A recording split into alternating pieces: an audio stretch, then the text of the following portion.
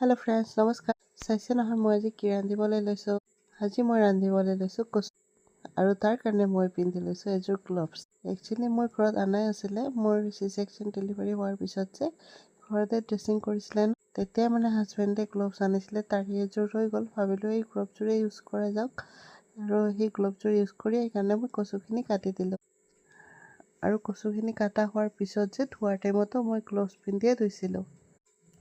এতিয়া মই কেৰাহী এটা পাতি দিলোঁ আৰু কেৰাহীটো গৰম হোৱাত মই মিঠাতেল ঢালি দিছোঁ।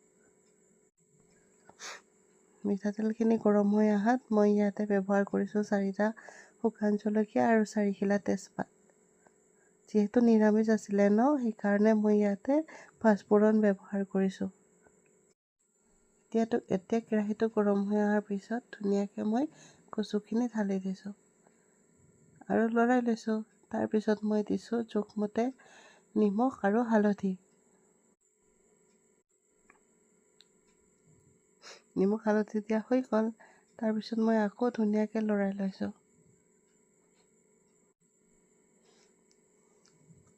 কচুখিনি যিমান ভাজিব সিমান বেছি খাবলৈ টেষ্টি হয়। ভাজি হোৱাৰ পিছত যে মই ঢাকনিখন লগাই আৰু কিছু সময় হোৱাৰ কাৰণে ৰাখি দিছোঁ। আনফালে মই চাহ অকণমান পাতিছিলোঁ, তাৰো অকণমান ভিডিঅ'টো দেখাই দিছোঁ আপোনালোকক।